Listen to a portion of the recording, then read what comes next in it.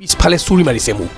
ইয়াত ৰাজনৈতিক সহায় সমৰ্থন নহ'লে তেওঁলোকে এনেকুৱা ধৰণৰ কথা ক'ব ৰায় দিব নোৱাৰে, এইটো নিশ্চিত।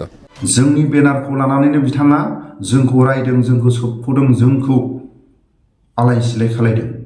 ৰাজনৈতিক সহায় সমৰ্থন নহ'লে তেওঁলোকে এনেকুৱা ধৰণৰ কথা ক'ব ৰায় দিব নোৱাৰে, এইটো নিশ্চিত। আসন্ন লোকসভা নিৰ্বাচনৰ প্ৰাক্ষণত এতিয়া নৱ কুমাৰ শৰণীয়াৰ ৰাজনৈতিক ভৱিষ্যত সংকটত সোমাই পৰিছে। जोबोद जोबोद मोजां मैयानि साना जोंनि बर' हारिनि थाखाय जोबोद मोजां। मानो मोजां? बिथां MP नव शरणीया बिथांनि सार्टिफिकेटआ दानजाबाय। बांसिनानो जोंनि बर' हारिनि गेजेराव बुजियाखै जानो हागौ बा मोनथियाखै जानो हागौ बिथांनि सार्टिफिकेटखौ दाननानै मा लाब जाखो। जोंनि बर' हारिनि गेजेराव बांसिनानो मोनथियाखै जानो हागौ बिथाङा जोंनि बेनारखौ लानानै जोंनि जातिनि बा ट्राइबेलनि सार्टिफिकेटखौ लानानै 10 बोसोर गावनि गादियाव जिरायदों। जोंनि बेनारखौ लानानैनो बिथाङा जोंखौ रायदों, जोंखौ सोबख'दों, जोंखौ आलाय सिलाय खालायदों। बेबायदि 10 बोसोर जोंखौ गादबबोदों आरो बिथांनि सार्टिफिकेटखौ दानामोनब्ला बर' हारिखौ थेर बेथेर खालायगौमोन। जोंनि बर' माहारिनि गेदेरमा दैदेनगिरिफ्रा गुवाहाटी सरकारनि गादबनाय सोबख'नायखौ सहायनो हायैनि थाखाय दिल्लीयाव खुथाब बर'फ्राबो राजनितिक पावाराव थानो मोननांगौ। दिल्ली सरकारा बर'फोरनि खावलायनाय, ट्राइबेलनि खावलायनायखौ गनायनानै जाहाथे गावसिनि माखासे डेभेलपनि थाखाय खामानि मावनो हाथों होननानै क'क्राझार समस्तिखौ ट्राइबेलनि खथा MP खथाखौ बानायनानै दोननाय जादों। क'क्राझार समस्तिनि MP खथाखौ जोंनि ट्राइबेल मानसियाल' गेलेनो मोनो। मानो होनोबा खुथाब जोंनि बर' माहारिनि दैदेनगिरिफ्रा गुवाहाटी सरकारनि ट्राइबेल हारिखौ बा बर' हारिखौ गादबनाय सोबख'नायखौ दिल्लीयाव खुथाब बुंनायनि सायाव दिल्ली सरकारा अननानै जाहाथे ट्राइबेल हारियाबो बा बर' हारियाबो गसंनानै थानो हाथों बेफोरखौ दिल्लीयाव जाहाथे बुंनो हानाय बायदि क'क्राझार समस्तिनि MP खथाखौ ट्राइबेलनि खथा खालायनानै दोननाय जादों। दा बेबायदियाव जेनेरेल मानसिया नंखाय सार्टिफिकेट लानानै जोंनि बेनारखौ लानानै 10 बोसोर गावनि गादियाव 10 बोसोर गावनि गादियाव थानानै जोंखौनो थुख्रा जोंखौनो रायदों, जोंखौनो रायखुमादों, जोंखौनो गाज्रि मोनहोदों, बेबायदि जोंखौ नासयबोदों। बिनि थाखायनो जोंनि बर' माहारिनि जाय गेदेरमा दैदेनगिरिफ्रा बिथांनि स्वभाबखौ बिथाङा जेब्ला गावनि गादियाव जिरायदों बिनि उननिफ्रायनो जोंनि बर' माहारिनि गेदेरमा दैदेनगिरिफ्रा बिथांखौ भेरिफाइ खालाय हमदांनो हानानै मैयानि समाव बिथांनि सार्टिफिकेटखौ जेबो अफिसियेलि खामानि मावनो हायै दाननानै होबाय। बे गावनि सार्टिफिकेटखौ लानानै बिथाङा ट्राइबेलनि खथायाव बा ट्राइबेलनि जायगायाव बिथाङा जेबो ट्राइबेलनि मुङै खामानि मावनो हाला।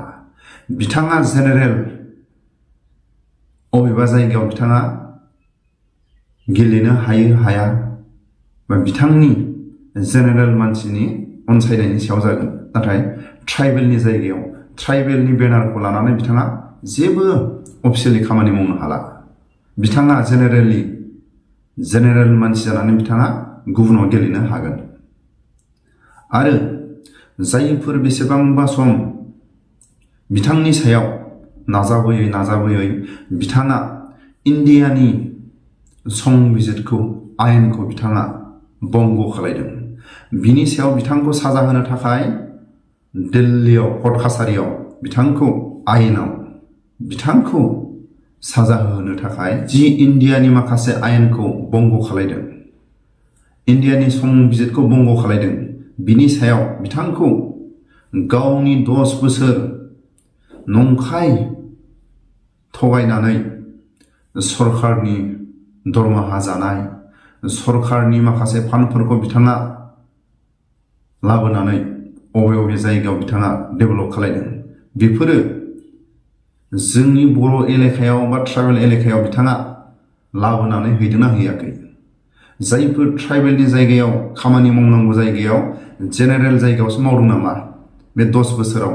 बिथांखौबो मा खामानि मावदों एसे बेफोरनि सायाव खामानि मावनो थाखाय दिल्लीयाव थांनो गोनां जानो हागौ, गुवाहाटियाव फैनो गोनां जानो हागौ, बिथांखौ जाहाथे इन्डियानि आयेन बायदियै साजा होनो थाखाय, बिथाङा नंखाय थगायसुलानि थाखाय बिथांखौ साजा होनो थाखाय गासैबो सम्पथिखौ बा सरकारनि माखासे थाखा फैसा दरमाहा जानाय बेखौ रिकभार खालामनो थाखाय बिथांनिफ्राय लाबोफिननो थाखाय आयेननि राहा।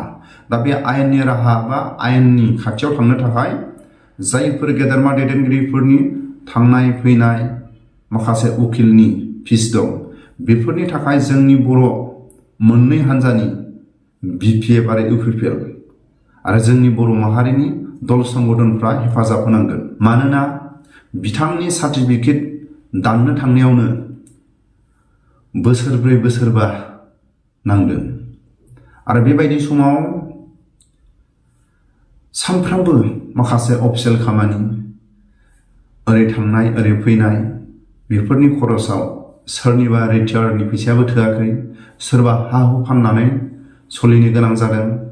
जायफोर बे केसाव बाहागो लानाय गावजों गाव खांलायनानै गावजों गाव मदद होलायनानै बिथांनि सार्टिफिकेटखौ दाननो हादों। दा बिथांखौ माखासे इन्डियानि आयेनखौ बंग खालायनाय, बिथांखौ साजा होनो थाखाय दिल्लीनि कर्टआव थांनो गोनां जागोन, गुवाहाटीनि कर्टआव फैनो गोनां जागोन। दा बेफोराव थांनाय फैलायाव बिथांनि सायाव बा बिथांखौ साजा होनो थाखाय माखासे थाखा फैसानि हेफाजाब मदद नांगौ जायो। दा जाय बिथांमोना बेबायदि बिथांनि सायाव केसखौ गेलेबोदों, दा बिथांमोननो जोंनि गोहो खुंथायाव थानाय गेदेरमा दैदेनगिरिफ्रा हेफाजाब मदद उफेने नङाबाबो सिक्रेटलि जोंनि बर' माहारिनि दल संगठनफ्रा सिक्रेटलि बिथांमोनखौ हेफाजाब होनाया गोनांथार।